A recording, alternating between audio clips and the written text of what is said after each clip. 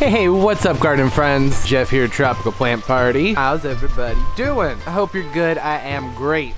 I just been sitting out here with my plants. I just released Saturday's video, and I was just kind of like in the mood to do something. Do something with my plants, to be a little bit more precise. I've had the urge. I need to garden. I need to plant things, but it's just not quite time yet in my garden. I'm in zone 6. Spring is creeping in. There are a few things I could be doing, but overall, it's like on the safer side. I'm gonna stick with potted things for now. I guess I should introduce you to the plant, right? This is a rhododendron. This is a purple gem rhododendron. They get 2 feet by 2 feet. They're hardy zones 4 and up, which is perfect because I will be putting this into a pot. When I saw this at the nursery, it's from Lowe's. It's not from like anywhere fancy. Its shape and structure really stood out to me, particularly that trunk and all the branching that's in there. Like, this is a nice looking cool plant. I'm like, I think I can do something kind of cool with this. I also have this nice blue round pot here. So I'm thinking what I'm gonna do is I'm just gonna take this rhododendron and plop it down in here. So for starters, I know that this isn't like the most exciting viewer angle to be looking at the plant, but I'm kind of limited on space here. Just having a good time planting stuff. I'm going for sort of like a faux bonsai sort of look. I wouldn't particularly end up calling this a bonsai. I'll explain why later. I'm just not really going to do much with it pruning wise or shaping wise. That's pretty much it. And I have a feeling, usually when I buy these little bitty shrubs that are in these nice tall pots, they very rarely are rooted all the way through. Why did I say that so weird? So I'm gonna come in here, gently lift this up. I can even feel in here that right around here, I think is where the separation between the roots and the rest of the soil is. So I'm thinking I'm not gonna, yep, that's lifting right out. I don't even feel anything tearing. Look at that. Okay, well that was easy. So had this actually been rooted into this fully, I would have pulled that out. I would have taken a chopstick. I have one right here. I was prepared for it. And I would have gone through and feathered out the roots from the soil to loosen it up so that I could make it fit into this more shallow pot. But I don't have to do that, as you can see. So that just made things a lot easier. This is gonna be a quick video. I'm gonna gently spread the top of the soil out. Part of my cat scratches there. Still loosening up the top. That's mostly because there's a lot of loose mulch up there, some hardwood mulch, which is great. Rhododendrons like a really airy soil, an acidic soil at that. The trunk isn't straight though. That's why I wanted to loosen that top up a little bit so I can straighten this out and not have it look kind of weird and wonky. I'm okay with this being mounded up. I think that'll look sort of neat. Even actually having it kind of off center, I think that would look nice. I like the idea of it sort of looking like it's up on a hill. Just gonna go through, I'm gonna keep on backfilling.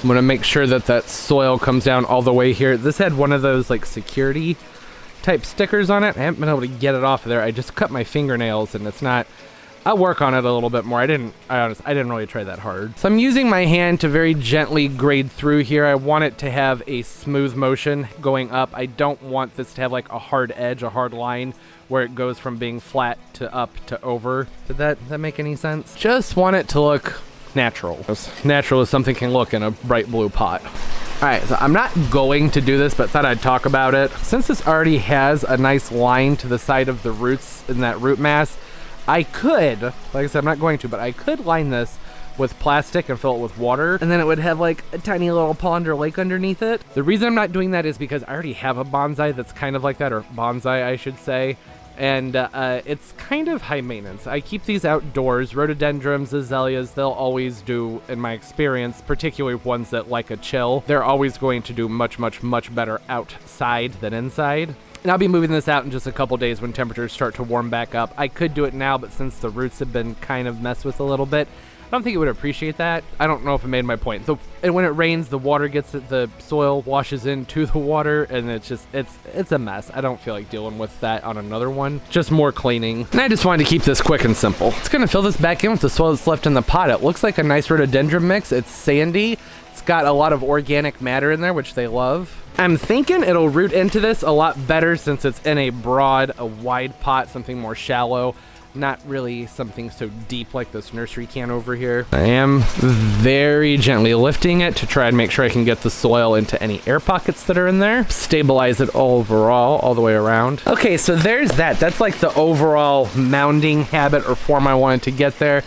I would like to top dress this with some gravel. The problem is the only gravel I have is kind of big and chunky, and I don't know if it would look quite right. I would like to use a crushed lava, something that would be traditionally used for a bonsai. Even though, like I said, I'm not really considering this a bonsai because I'm not going to be doing any pruning on it. I didn't have to do any root pruning. I'm not doing any wiring on it, so it's bonsai-ish. I do have this really pretty piece of rock here, but I just don't know if actually that looks pretty good. I like that. There's a lot of reflection from the lights, but I didn't really even have to do much of anything with that. That just sort of settled right into place. All right, cool. Works for me. And then over here, these are the rocks I was talking about. They're just like river pebbles. They're for like arts and crafts. They sell them at Lowe's and Home Depot.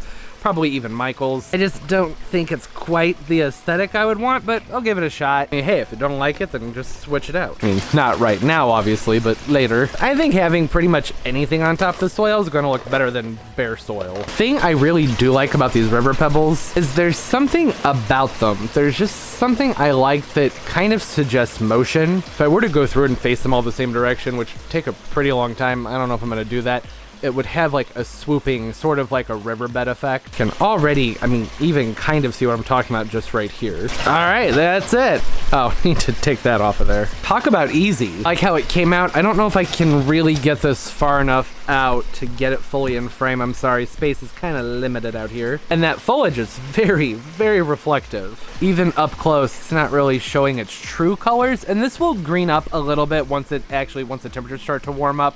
This darker foliage, the darker hint that's on there, that's more because of cool weather. There are some plants, a lot of evergreens, that will kind of shift their tone a little bit when things are cold outside. Yeah, when it warms up, that'll have more of a green hue to it, and then it'll have those really pretty kind of purplish pink flowers. These guys right here, those ones. I don't hate the gravel. I usually prefer a finer gravel. Like I said, that crushed lava I think looks really nice, but I mean, that's not so bad. Who knows, maybe I'll leave it like that. There's a lot of contrast going on here between that blue piece of stone and then the moss and then the different color foliage. Oh, and then of course the aqua colored pot. And I will water this in. That's the final step to any planter. I just didn't do it right now because I can't find my big drainage dish that I normally set these things in when I'm doing videos. And I don't want to get water all over the place. So I'm gonna take it outside to water it. And it's dark out, so I'm sorry, I can't take y'all with me. Speaking of rhododendron, it's going to want a soil that's a little bit more on the acidic side, and since I have very alkaline water, I will be sure to add in to amend the soil with a soil acidifier. There's one from Espoma that I really like, and I'll just kind of sprinkle that on top and work it with my fingers. I'll have to pull the gravel kind of out of the way to do that, but it's not that big of a deal. It's pretty easy. Probably do that like 2 to 3 times a year. Really doesn't have to be done very often. It's pretty simple. And I'll be setting it outside in a location where it's going to get a few hours of morning sun, and then it'll have nice filtered dappled light throughout the rest of the day.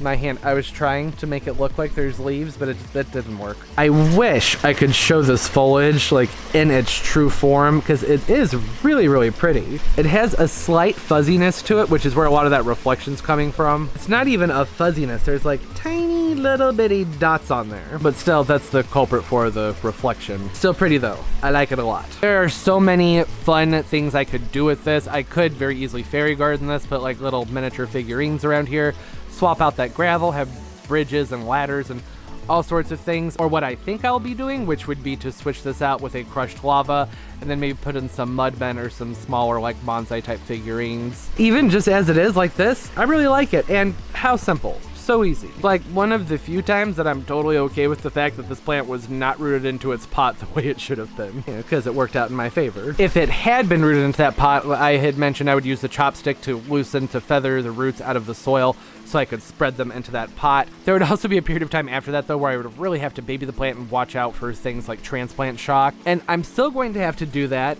but it's nowhere near to the same extreme because it really didn't lose much as far as roots go. I just sort of spread them out a little bit.